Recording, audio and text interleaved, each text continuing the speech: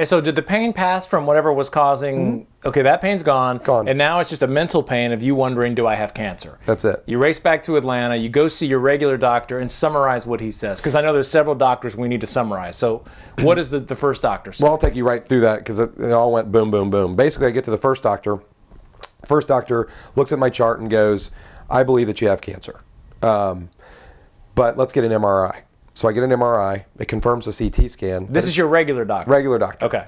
So confirms that I have a CT scan. It confirms that it's tumors and that the lymph nodes are swollen. But what it doesn't tell you is if the tumors are cancer. So the next thing they do is they go straight to a biopsy. So the next day, I have a biopsy. Then the waiting game starts. So you have 7 days to wait while the biopsy results, while you're waiting the biopsy results.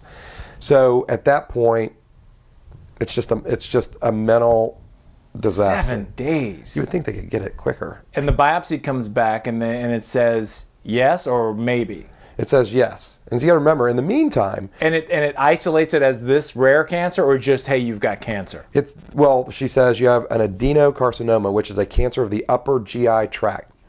So they're still kind of macroing it. They're not really honing in on how serious it is, or at this point, is it like stage 4, you're in trouble? Well, no, they didn't give me a stage at this point. They just say that it's an upper GI tract cancer. So then you go to Google and you start Googling, all the GI cancers from esophageal to stomach to anything that it could be. And you start, I started the Google process prior to this. Everyone's a Google Doc. Oh my gosh. So I'm like, oh well, I hope it's testicular, and I had a ultrasound, and they'd cross that out, and I hope it's Hodgkin's lymphoma because there's a 75% cure rate on Hodgkin's lymphoma. So you're going down the whole path. It's crazy what Google will do to you. It does, and it makes you go mentally nuts. Everyone's self-medicating these days and self-diagnosing. Doctors are freaking out because every case is different.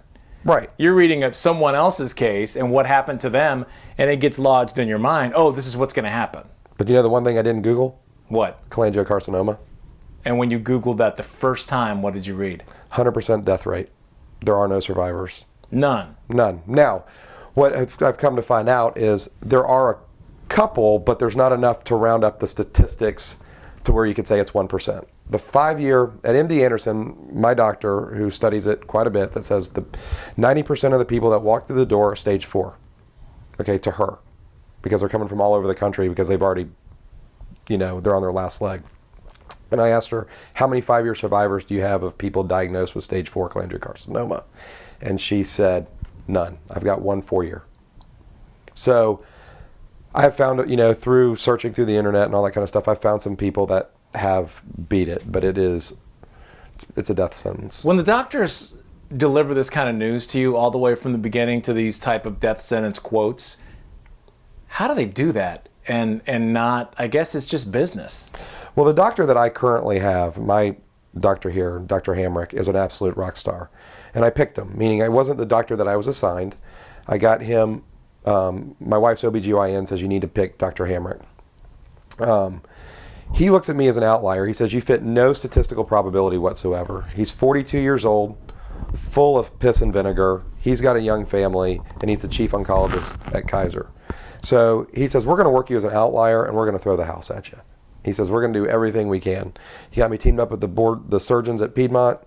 The Piedmont guys believe that, we're going to cut this thing out of the liver. But there's a lot of things that have to happen prior to getting to a liver resection, which is the ultimate way to a cure. But my doctor that I currently have thinks that I can beat it. Now, he may be lying to me, but all the other doctors I've spoken to, when they hear that you have cholangiocarcinoma, I've had a couple cry. I mean, they literally look at you with, I am so sorry.